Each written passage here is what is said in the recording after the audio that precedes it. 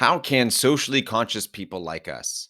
How can we fix our broken financial system that currently favors big banks, traditional corporations, and the super rich to a system that looks out for us average American citizens without using politicians or regulations?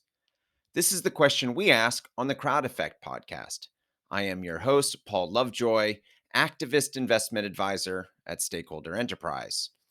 So, last episode, I talked about woke investing and how really it's ESG investing. And ESG investing is more or less just greenwashing investing, making people feel like they're actually doing something. But in the end, it really doesn't do anything because ESG investing, you're investing into publicly held corporations that are constantly under this pressure to increase their profits every quarter.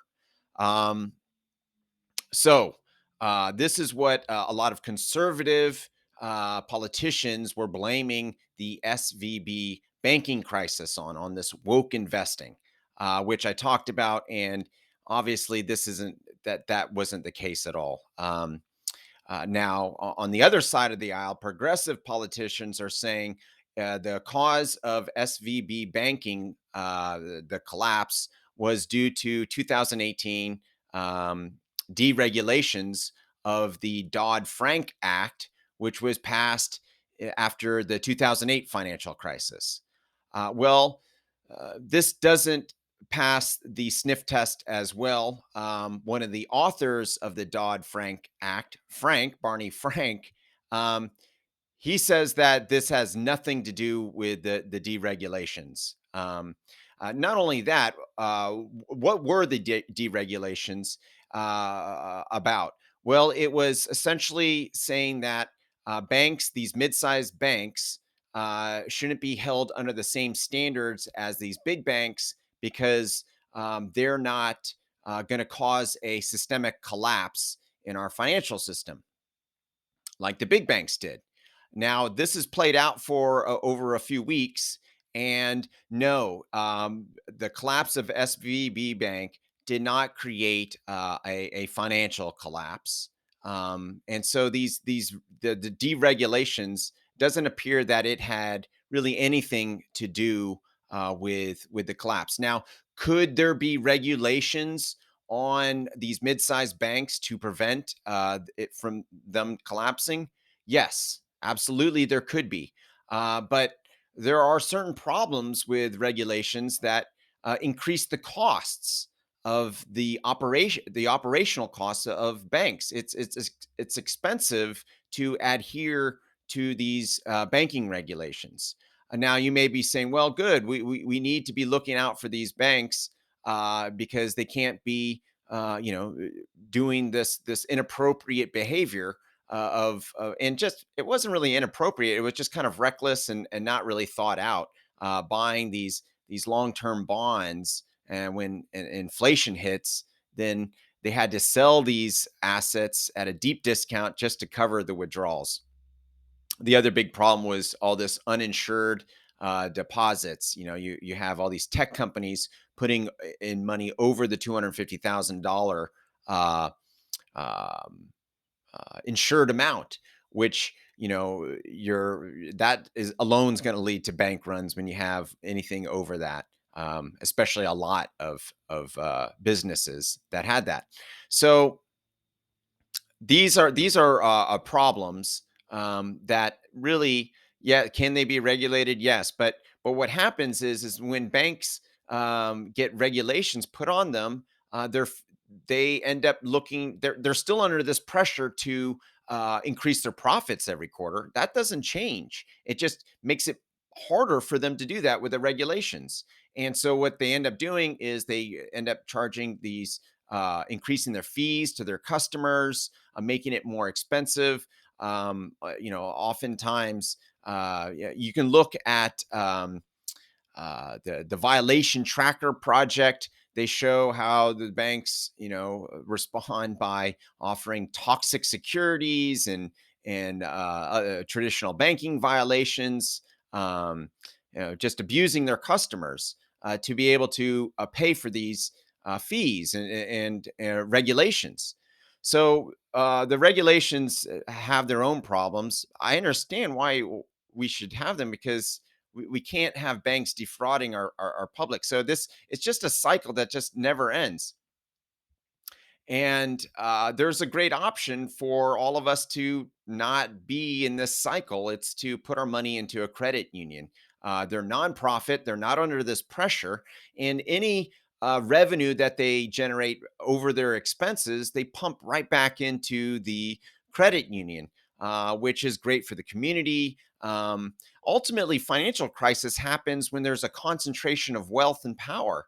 And that's what big banks have. Even these mid-sized banks can have that. Um, it wasn't up to.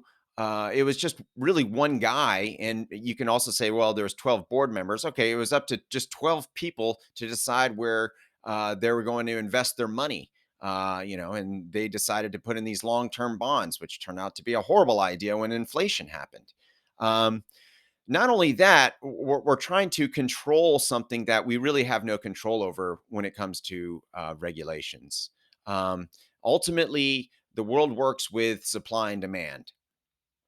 And right now, there's a demand that we do something to stop banks from failing, and so we have this increased supply of regulations because we're depending on politicians to do something, and so that's what happens. Just this increase in supply of regulations because we want banks to do something. Instead, if we take responsibility for ourselves and not blame others about doing something, then we can actually have the mental bandwidth to come up with solutions. If you're just blaming somebody, then uh, nothing gets solved because the person you're blaming or the entity you're blaming, they don't want to take the blame. So they're going to blame somebody else. And so nothing happens to get solved because your mind is just full of it's their fault. There's always something we can do to make a difference. And taking responsibility is not taking blame. It's just allowing your brain to say, "Hey, I can do something about this." Um, and by doing something about that, then the market will react to us doing something.